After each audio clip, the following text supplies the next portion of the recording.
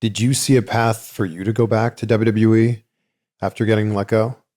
I didn't want to. I swear to God, like I had no desire. And I think that I never wanted to like blow the bridge up completely, but I had no desire when I was at TNA. I was like, I'll never go back there. I'll never work for them again. Yeah, just no way. Now it's changed. I mean, I would definitely know. But was it animosity? Was just you were so upset with how things ended? Yeah, and I think the animosity was like, instead of looking at myself, I was looking at, this person did this and that person did that, and like they screwed me, and then at some point I realized like I played a huge hand in all that. But how long did it take you to get to that point? A long time. Like how long?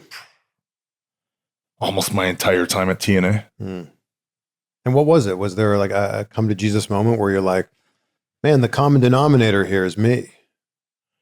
Yeah, I don't know. I don't exactly know what it was, but it was like, well,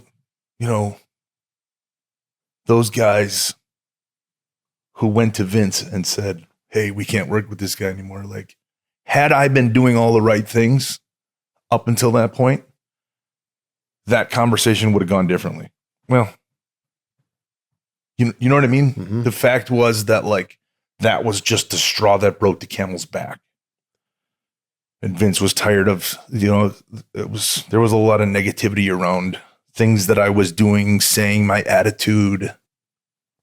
And then that, like, get rid of him.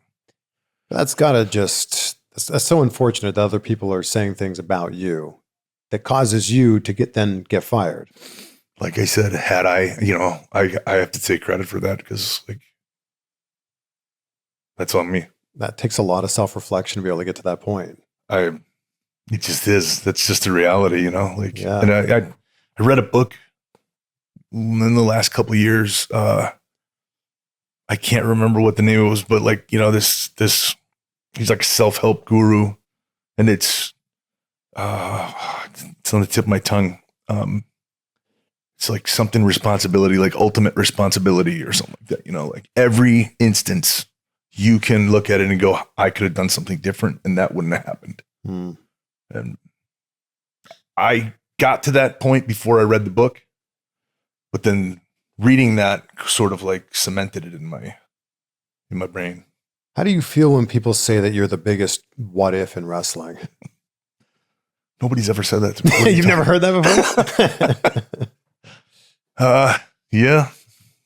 And I guess like, there's a ton of mistakes that were made along the way. And the one thing that I can't go back, can't change any of that. I can just move forward. And what I can do is hopefully show my students, hey, don't do this.